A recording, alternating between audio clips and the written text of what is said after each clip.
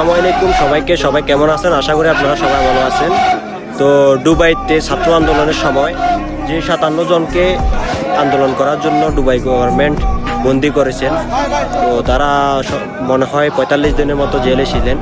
তো তাদেরকে অবশেষে ডক্টর ইউনূস স্যারের সর্বোচ্চ চেষ্টার কারণে তারা মুক্তি পেলেন। তো বাংলাদেশি এয়ারপোর্ট তাদেরকে সুন্দরভাবে গ্রহণ করেছেন। তাদের প্রতি কৃতজ্ঞ রইল আমার পক্ষ থেকে, দেশের জনগণের পক্ষ থেকে। তারা অনেক সুন্দরভাবে তাদেরকে গ্রহণ করে নিয়েছেন। তারা আসলে দেশের জন্য অনেক কিছু করেছেন।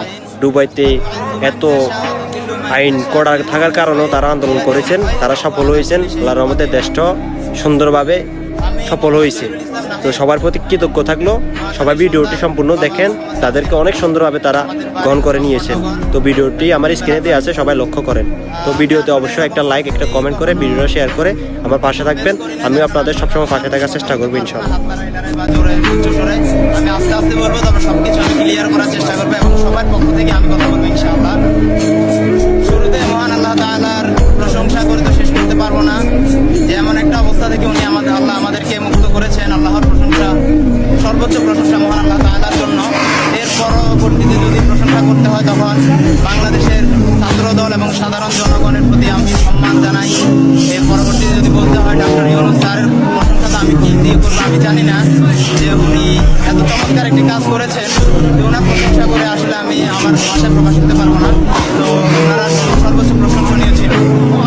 তো 52 আন্দোলনে আমি ছিলাম না, যেহেতু আমার জন্ম হয়নি। 71 আন্দোলনে আমি ছিলাম না, তখন আমার জন্ম হয়নি। তো 2024 সালের আন্দোলনে আমি ছিলাম, যেহেতু আমার জন্মগ্রহণ করা হয়ে গিয়েছিল আর আন্দোলনে যোগ দেওয়ার মতো বয়স আমার হয়ে গিয়েছিল। দেশকে ভালোবাসার জন্য যথেষ্ট বয়স হয়ে গিয়েছিল। দেশকেও ভালোবাসি, দেশের মানুষকেও ভালোবাসি।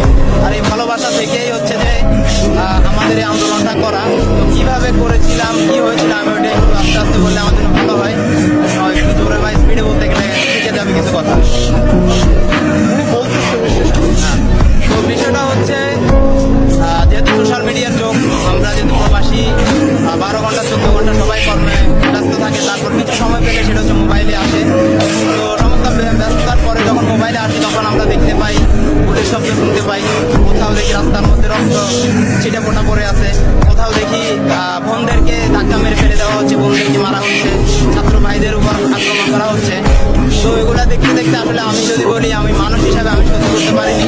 তারপর যদি বলি আমি একজন মুসলিম হিসাবে সহ্য করতে পারিনি।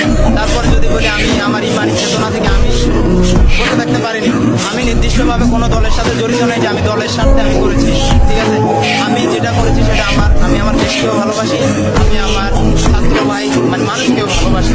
আমি মনে করি একটা দেশ উন্নতি হওয়ার জন্য দেশের জনগণকে দেশের প্রতি ভালোবাসা থাকাটা সর্বোচ্চ জরুরি।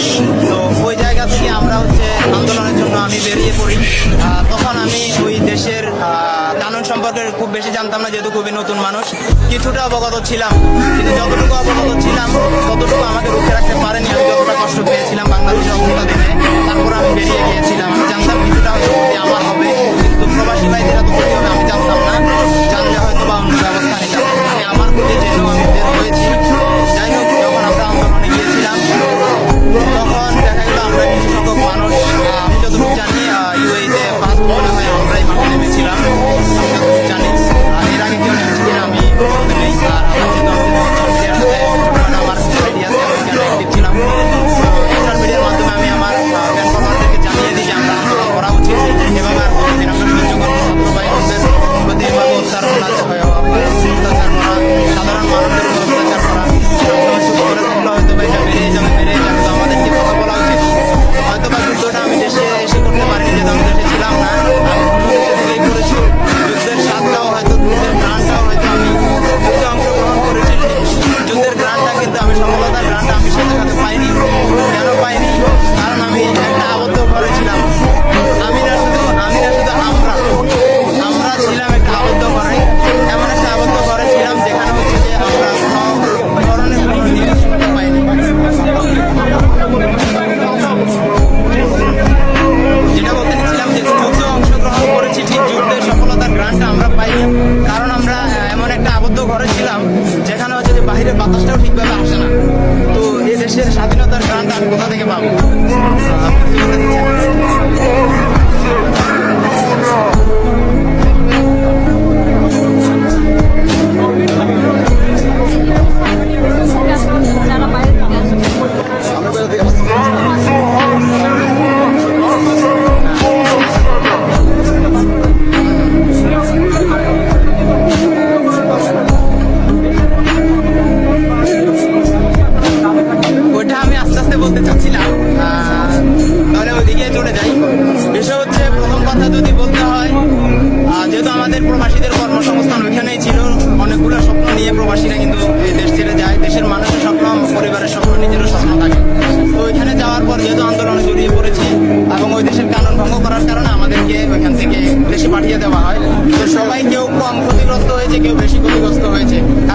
দিয়েছে, কারো কম দিয়েছে।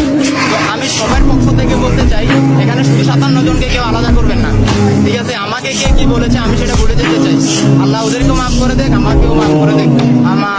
আমার সম্পর্কে অনেকে জানছে যে পরবর্তী লোকেরা আমার উপর বা আগের কিছু লোক আমার উপর আমাকে হুমকি দামকি দিয়েছিল। তো ওরা হুমকি দামকি দেওয়ার একটা কারণও আছে, যেহেতু তারা ক্ষতিগ্রস্ত হয়েছে, কিন্তু তারা কেউ ভিন্ন দলে কিনা আমি জানি না। তো আমি চাই এদেরকে আলাদা করা না হোক, শুরু থেকে শেষ পর্যন্ত সবগুলা মানুষকে যারা যতটুকু ক্ষতিগ্রস্ত হয়েছে। যদি দেশের সরকারকে বলতে যাই, যতটুকু শুনেছি উনিও নতুন আসছে, এর মধ্যে অনেক সমস্যার পর সমস্যা ফেস করতে হচ্ছে।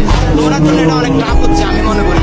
তো শুধু আমি ওনাকে বলবো না, আমি বলবো দেশের মানুষ এবং উনি মিলে যারা ক্ষতিগ্রস্ত হয়েছে, ঠিক আছে, ওদেরকে যদি কোনো কর্মসংস্থানের ব্যবস্থা করে দেওয়া যায়, আমি অনেকটা কৃতজ্ঞ থাকবো। আর আমার কথা আমি বলতেছি না, কারণ আমি কোনো কিছুর আশায় আমি এই যুদ্ধে নামি নাই, কোনো কিছু আমি চাইও না, শুধু আমার জন্য দোয়া করবেন সবাই, ঠিক আছে? আমি চাই সবাই আমার জন্য দোয়া করবেন। ওনার কাছ থেকে উত্তর নেন। জি?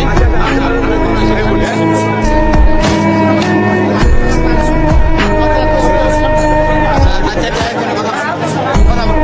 আচ্ছা ভাইয়া, আমরা আমরা আমরা আমি প্রবাসী। শুনেন, আমি বলি হ্যালো,